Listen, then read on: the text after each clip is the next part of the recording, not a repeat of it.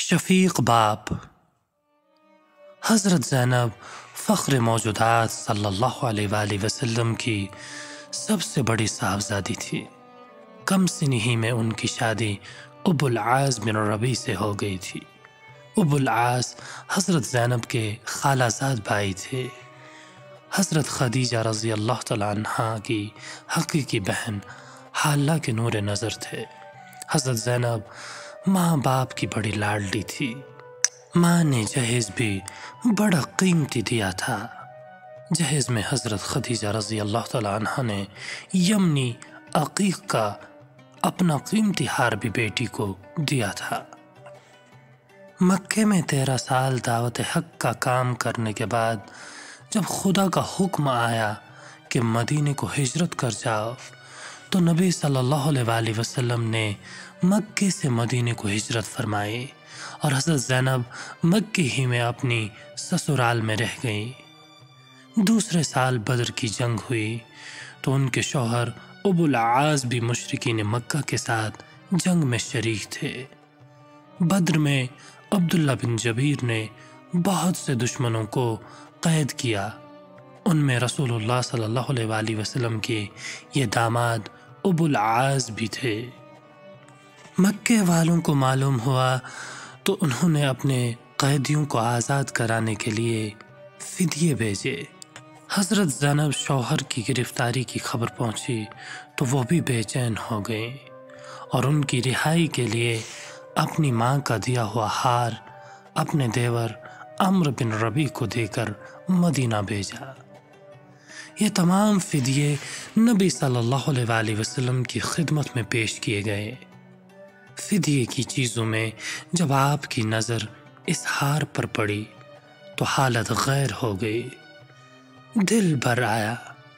بیٹی کی محبت نے بھی جوش مارا اور خدیجہ کی یاد بھی تازہ ہو گئے۔ کچھ دیر آپ غم زدہ بیٹھے رہے، پھر آپ صلی اللہ علیہ وآلہ وسلم نے صحابہ سے کہا، یہ ہار محمد کی بیٹی زینب کا ہے جو اس کی ماں نے اسے جہیز میں دیا تھا۔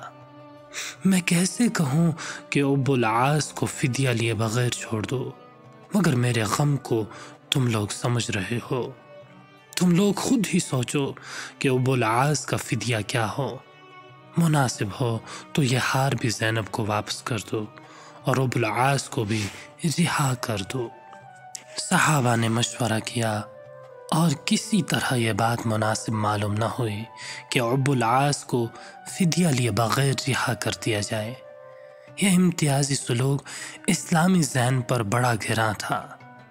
مشورہ یہ ہوا کہ ابو العاص کو فدیہ لیے بغیر رہا نہ کیا جائے، لیکن رسول اللہ صلی اللہ علیہ وآلہ وسلم کی بیٹی کا ہار واپس کر دیا جائے، اور ابو العاص کا فدیہ یہ ہے کہ وہ مکہ پہنچ کر رسول اللہ صلی اللہ علیہ وآلہ وسلم کی بیٹی حضرت زینب کو یہاں بھیج دے۔ ابو العاص نے بخوشی اس بات کو منظور کر لیا۔ رسول اللہ صلی اللہ علیہ وآلہ وسلم کو اس کی اطلاع دی گئی تو آپ کا چہرہ خوشی سے چمک اٹھا اور فرمایا کہ ابو العاص کے ساتھ زید بن حارثہ کو بھی بھیج دو۔ زید مکے سے پہلے بطن میں قیام کر کے انتظار کرے اور ابو العاص زینب کو ان کے پاس بطن پہنچا دے، اور زید بن حارثہ زینب کو لے کر مدینے واپس آ جائیں۔ زید اور ابو العاص دونوں روانہ ہو گئے۔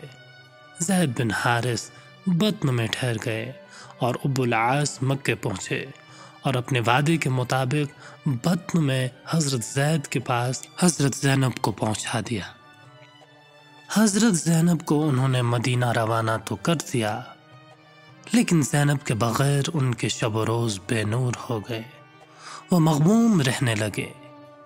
ایک بار شام کے سفر میں تھے کہ بیوی کی یاد نے بے تاب کر دیا اور وہ بے ساختہ یہ اشعار گنگنانے لگے، جن کا ترجمہ یہ ہے، میں مقام آراز سے گزر رہا تھا کہ زینب کی یاد نے مجھے تڑپا دیا اور بے اختیار میری زبان سے یہ دعا نکلی، خدا اس شخص کو شاداب و شاد کام رکھے جو حرم میں قیام پذیر ہیں، اور امین صلی اللہ علیہ وآلہ وسلم کی لڑکی کو خدا جزائے خیر دے۔ شوہر اسی بات کو یاد کر کے تعریف کرتا ہے جس کو وہ خوب جانتا ہے۔ ابو العاص جب شام سے اپنی تجارتی قافلے کے ساتھ واپس آ رہے تھے، رسول خدا صلی اللہ علیہ وآلہ وسلم نے قافلے کے تعاقب میں 170 سوار روانہ کیے۔ ایس کے مقام پر ان سواروں نے تجارتی قافلے کو جا پکڑا۔ مشرکین گرفتار کر لیے گئے اور ان کا سامان قبضے میں لے لیا گیا، مگر اسلامی شہ سواروں نے داماد رسول صلی اللہ علیہ وآلہ وسلم ابو العاص سے کچھ نہ کہا۔ اب ابو العاص نے مکے کے بجائے مدینے کا رخ کیا۔ مدینہ پہنچ کر زینب کا گھر معلوم کیا اور ان کے پاس پہنچ کر ان سے پناہ کے طالب ہوئے۔ مسجد نبوی میں فجر کی نماز ہو رہی تھی۔ لوگوں نے ایک نسوانی آواز سنی، میں نے ابو العاص کو پناہ دے دی ہے۔ حضور صلی اللہ علیہ وآلہ وسلم نماز سے فارغ ہوئے تو فرمایا، تم لوگوں نے آواز سنی؟ عجیب معاملہ ہے کہ مسلمانوں کی کمزور ہستیاں دشمنوں کو پناہ دے رہی ہیں۔ آپ گھر پہنچے تو پیاری بیٹی خدمت میں حاضر ہوئی اور اپنے شفیق باپ سے کہا، یا رسول اللہ، کیا یہ ممکن نہیں کہ ابو العاص کے قافلے کا جو سامان چھینا گیا ہے وہ اسے واپس کر دیا جائے؟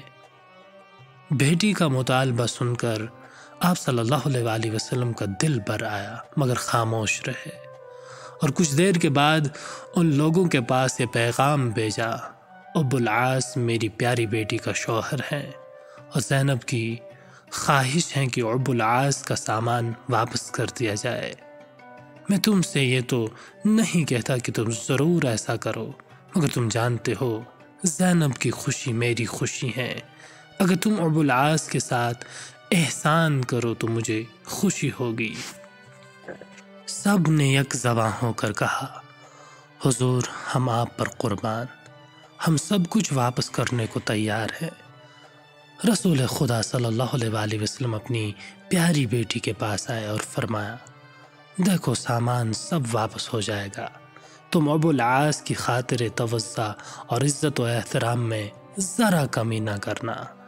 رسول خدا صلی اللہ علیہ وآلہ وسلم کی پیغمبرانہ نگاہیں وہ کچھ دیکھ رہی تھی جس تک دوسروں کی نگاہیں نہیں پہنچ سکتی تھی۔